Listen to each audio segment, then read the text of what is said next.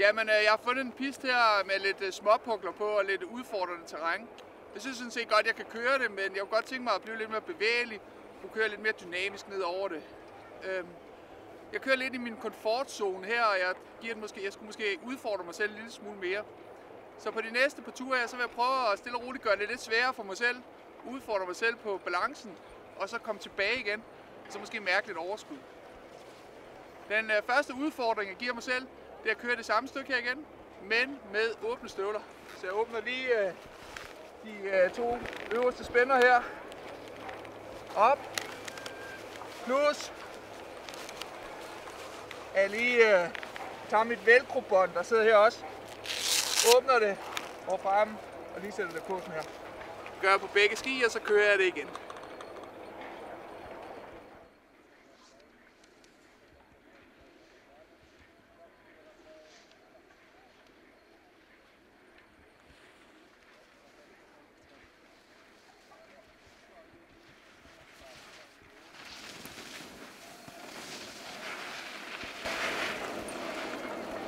Det var da bestemt lidt mere udfordrende med de her spænder åbne her. Jeg blev tvunget til virkelig at stå midt på ski og bevæge mig hele tiden.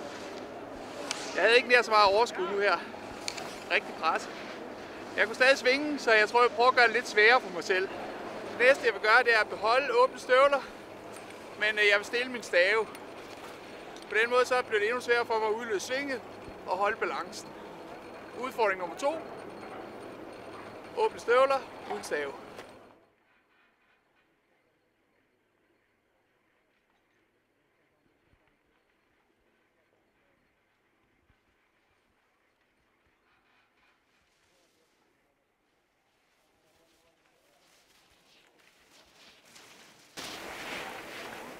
Ja, det blev jo ikke lettere ud med åbne støvler og uden stave. Jeg kan virkelig mærke, at jeg presser på også at holde rytme i mit spor nedover.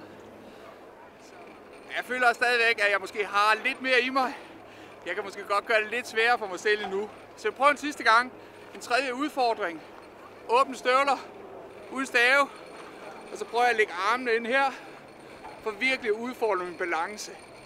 Så tror jeg får noget at se til dernede over.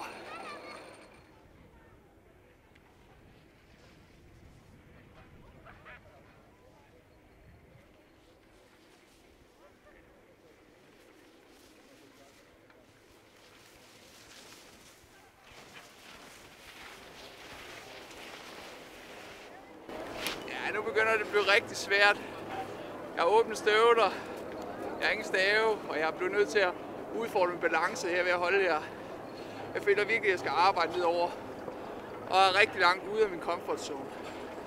Så nu tror jeg, jeg vil tage op, spænde mine støvler og finde min stave, køre nedover, og så vil jeg føle mig som verdens bedste skiløber næste gang.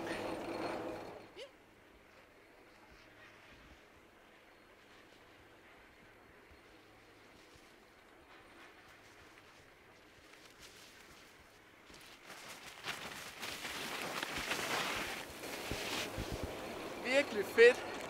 Jeg føler jeg virkelig, at efter jeg har spændt mig selv op igen her, at jeg kan virkelig have et overskud. Jeg tør give den lidt mere fart, og jeg får lidt mere bevægelse ind og kan bruge terrænet. Virkelig dejligt med et overskud nu her. Når du kører det her, så er det vigtigt, at du bruger den samme bakke hele tiden, for at du kan overføre de her fornemmelser fra tur til tur, også når du kommer tilbage og har stavene på igen. Men du kan sagtens køre 2 eller 3 ture med åbne støvler, inden at du tager stavene væk. Så kan du også køre 2 ture sådan her, og sådan så du måske får 6 ture. Nu havde jeg 3 ture her. Jeg kan også have kørt 6 ture eller 9 ture, og så bare været 2 eller 3 gange på hver stadie.